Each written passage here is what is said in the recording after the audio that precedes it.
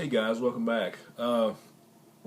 Been quite a while since I've been able to be on here, and I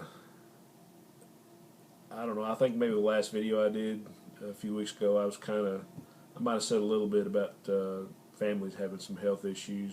I can't remember, but for about probably a month now. uh, First, it was my son and my daughter-in-law both got a real bad cold and flu, and then. Their kids, my grandbabies, both had double ear infections, and both of them had pink eye, and so they were all dealing with that. And then my mom got really sick, and my dad, it kind of hit him, and he's got some heart issues anyway, and he ended up in the hospital, and he had pneumonia in both lungs. So he had to spend a few days in the hospital there, and then he got to come home. And like I say, him and my mom were both sick, and then I had been trying to fight it off or stave the sickness off because it's kind of hard not to have any contact with your family. But I was kind of on the edge of it, and then I got a full blown case of it, and I had what I call the crud, the coughing and the sinuses and just the whole thing. And then my dad got sick again. Or actually, he never really got over the pneumonia, and he had another chest X-ray, and his lungs were still rattling, so he still had pneumonia. And they put him on another round of antibiotics, and I think he's actually starting to feel better. And my mom was feeling better from that, but a few days ago she had to have cataract surgery, so she's dealing with that.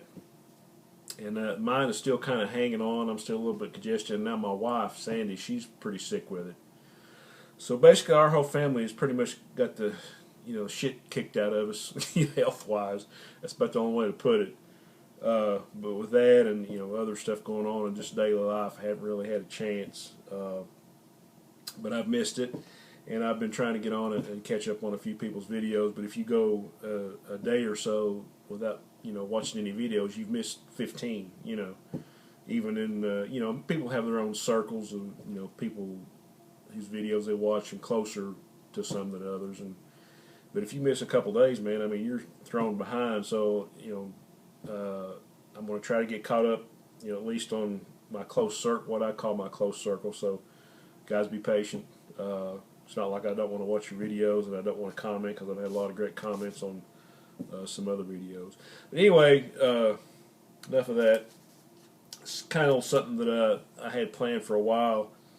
I had this stack, and back in the 70s, Marvel and DC were really fighting over shelf space. I mean, they were like throwing out new books left and right, and a lot of them were good, a lot of them were terrible, a lot of them were so-so, a lot of them didn't last long. But it's a lot of that stuff that I really kind of have a fondness for, because that's when I really got into collecting. It was early to mid 70s, and so I did a little digging around, and so I just wanted to kind of find maybe 1 year of like all first issues or first comic appearances. But I found a stack of like all the first issues that were published by DC in 1975. Now I've probably, from 73 to 74, I've probably got most of those, but this is 1 year that I knew I really did have all those issues, because I bought them originally as a kid, and some of them, got worn out or lost, and I still got the originals of a lot of these. But in this stack I've got, it's all books. I'm sure I have a lot of the Marvel stuff too, but I was more of a DC guy starting out, and I got into Marvel a little bit later. But this stack I have right here, it's all the first issues that were published in the year 1975, and they got different month dates and all that kind of stuff, and I'll try to give you a little background on what I know about the artists and all that kind of stuff. But one thing I did have to include was this right here. And now while this isn't officially a DC and Marvel crossover, it is actually their first official collaboration, where they teamed up and did this adaptation of The Wizard of Oz. And I know a lot of you guys have this one. It's a pretty cool little book. You got a nice cover by John Romita there. I think the artwork I think John Mishima did the pencils, and then the so-called Tribe, which was, you know, a lot of Marvel inkers. I think maybe Buscemi himself. I think Tony DeZuniga, who did a lot of work for DC, and I think Frank Giacoya and Tom Palmer and maybe John Verputten were part of the Tribe. I'm not really sure who all the artists were that encompassed that. But anyway, it's a nice little adaptation. And there was actually an ad in the back of this where there was supposed to be in a second Treasury edition called The Marvelous Land of Oz. And it was supposed to focus on the Tin Man and the Scarecrow. And it never did see fruition, I don't guess. But a nice little book to have. Like I say, not, you know, I checked to make sure, and really Spider-Man and Superman was the first official crossover a year later, but this is 1975, and this is the first time that DC and Marvel ever collaborated. So we have that. Here we have Tarzan Family number 60. While in itself is not a first issue, it's a first issue under another title. This is just a continuation of Korak, Son of Tarzan, that ran in the early 70s, probably up to 72, and it was canceled, and they you know, continued the numbering with Tarzan Family. Of course, you see, you know, this is an all Kubert cover. You got some reprints and some new stories. I think Russ Manning, there's a Tarzan reprint in here. I think Len Wein and Robert Kanigher wrote some scripts. Russ Manning did some art, Hal Foster. And he had a couple of the, I think he had a couple of the Filipino artists, Noli Zamoran and Rudy Flores, worked on this. Probably my favorite feature from all this is Carson of Venus, and that was all Mike Kaluta. I think Len Wein and Mike Kaluta did the stuff on that, and that was always one of my favorite things that Kaluta did, along with the Shadow. So nice little package there. Another little short-lived series was Tor. This is all Joe Kubert. Enough said about that. Just to me, any Kubert cover is a piece of artwork. I know, you know, he probably created Tor back in the early 50s, mid 50s. And this is just like a little continuation of it. Probably lasted about 5 issues. Great looking little cover there. June from 75, Ghost Castle number 1. I think Ernie Chan did this cover. I think Paul Levitz did a lot of the scripts in this, David Michelini. And a lot of this stuff is like most of DC's mystery stuff. He had a lot of the Filipino artists. I think maybe Alex Nino did a story in here. Trying to think who else. Probably Nestor Redondo, Ruben Yandok, or Rubini. And I think Sergio Arazones had one little comedy page in this, like the stuff he did for Plop. It's a cool little book. Just 2 issues, but that's issue number 1. Here's another. This is pretty much a reprint title in the first few issues, but Super Team Family number 1, and it's got a November month on it. But I really enjoyed this one because it had some really good stories. There was a reprint of I think it was World Finest 174 or 175, but it was a Neil Adams art job. I think it was the Superman Batman Revenge Squad, so you got some nice Neil Adams art on that one. And I think you had a Flash reprint from Gardner Fox and Carmen Infantino. And probably my favorite was this Teen Titans reprint. I can't remember from what issue, probably in the first 20. But had artwork by Gil Kane and Wally Wood. So my buddy John, I'm not sure if he's got that original, but that's a really nice art job by Kane and Wood in here. All these square bound books that I love so much. Sorry about the glare. Okay, another short-lived series, Stalker number 1. And I think Paul Levitz did the scripts on these. And this is all artwork by Steve Ditko and Wally Wood. for that reason alone, it's and these are, you can get these on the cheap. But for all you Ditko and Wally Wood fans, here you go. And this was just a one-shot book. The only other time I seen Sherlock Holmes, well, in the Bronze Age or the 70s, was I think it was like an issue of the Joker. I think the Joker and Sherlock were going against each other. But this is adapted, from Sir Arthur Conan Doyle's Sherlock Holmes stories. Really nice Walt Simonson cover on that. And I think the other Filipino guy did the art, E.R. Cruz. Okay, another little mystery title, Secrets of Haunted House. This was a good little title. This lasted quite a while. I think it maybe 46 issues this went. But I think this might be actually the first appearance of the character Destiny. Now, everybody that read the mystery books in the 70s remember the little, the hosts in the House of Secrets. It was Cain and Abel, and like in The Witching Hour, was the Witches 3. You had the two ugly witches and the good-looking blonde Eve, and but I think this may be like the first appearance of the character Destiny, as a host in this book. But some more of the same in this. A lot of Filipino artists in this one. Luis Dominguez on the cover, and I think Ricardo Villamonte and Ernie Chan is in this. More Alex Nino, Sergio Azaroni's with another comic page. I think Steve Skates and Robert Kanigher did some of the scripts. Richard Dragon Kung Fu Fighter, #1 with a Dick Giordano cover.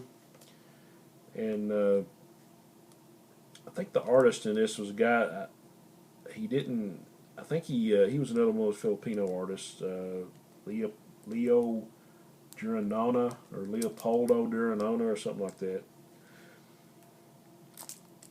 But actually,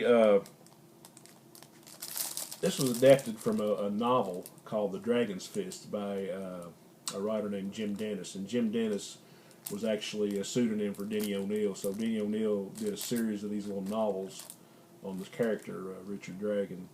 So, but he used that synonym when he was doing the little paperback novel, so it's pretty cool.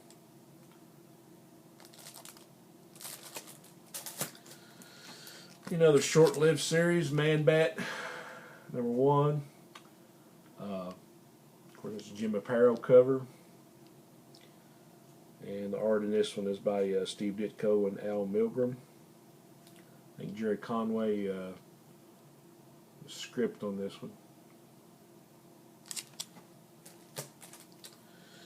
Kong the Untamed. I really love this cover. This is a Bernie Wrightson special. And I think on the interior it was Alfredo Alcala. And I'm thinking, if I remember right, the logo up here, at least where it says Kong, that was designed by Alfredo Alcala also. So I guess he did some, spot art on this cover. But nice Bernie Wrightson.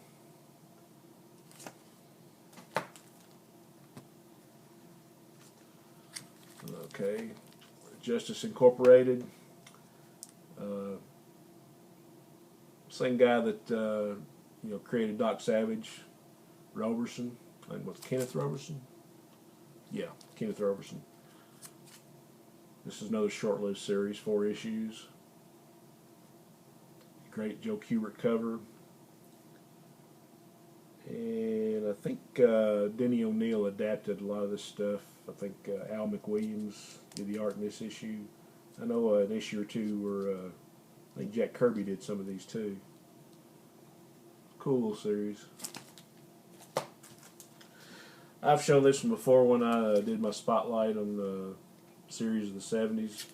Joker #1. This came out in 75 also. Got a Dick Giordano cover. Denny O'Neil did the scripts. I think it was Irv Novick and Dick Giordano on the art.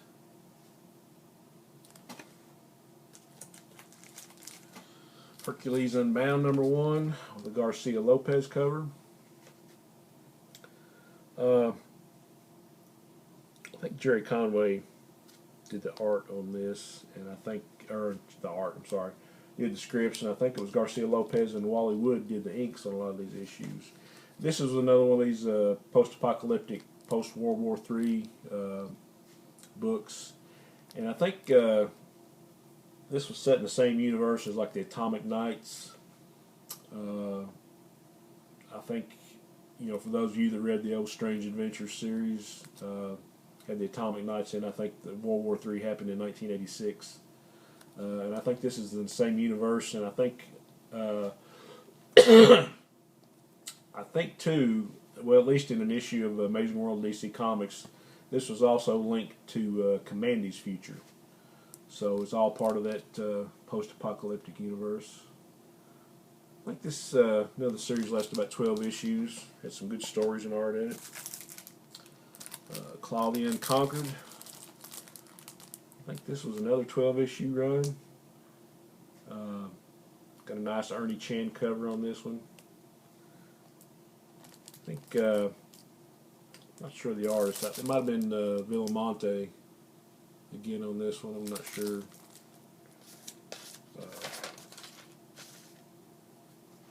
I think David Michelini did the scripts. No, Villamonte was on the other one that I'm getting ready to show. This, Ernie Chan did all the art in this one. Sorry. Okay.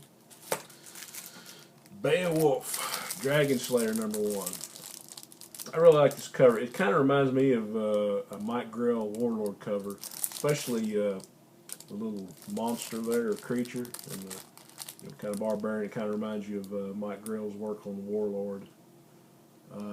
But I don't even think Warlord had come out at the time. I think this Warlord came out after this one. So this has the Ricardo Villamonte art. It's really good, some good artwork in this. Okay. Another one from '75 is Batman Family #1. And like a lot of, this was like a lot of the 100-pagers before. I mean, you had like one or two new stories, and the rest of them were reprints. I think Elliot Magan did the scripts on this and got a Mike Grell cover, at least on this part, and got Mike Grell artwork on the interior too. So it's a really cool story. Got a reprint of the first Man-Bat appearance by, I think Frank Robbins wrote that one, but it's Neil Adams and Dick Giordano. And you got a couple, I guess, Golden and Silver Age stories with Commissioner Gordon and Alfred.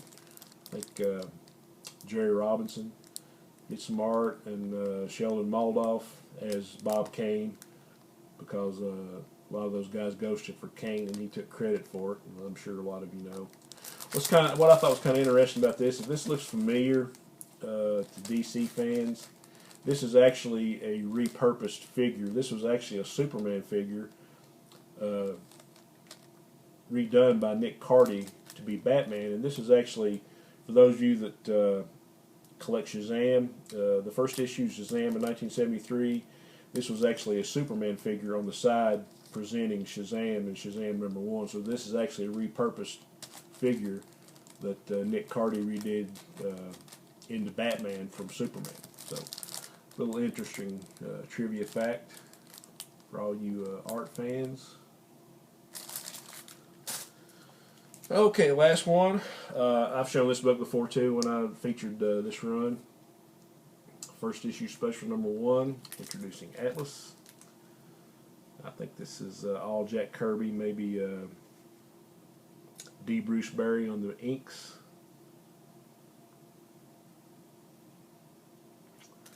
So there we go, guys. All the books that DC published or first issues that DC published in 1975. I had another project lined up. I had all the, I thought I had, but it was all the DC Bicentennial covers with a little Bicentennial logo from '76. There were 33 issues, and I was convinced, I was sure I had them all, but I'm missing 3 or 4 issues. I think I'm missing an issue like Blitzkrieg, and maybe a Brave and Bold, and a couple more Batman books. But when I procure those books, I will be doing that video. But in the meantime, I'm happy for everybody that tuned in. I've really missed being on here. Hopefully everybody in my family is on the mend now. But anyway, guys, thanks for watching. And as always, onward and upward.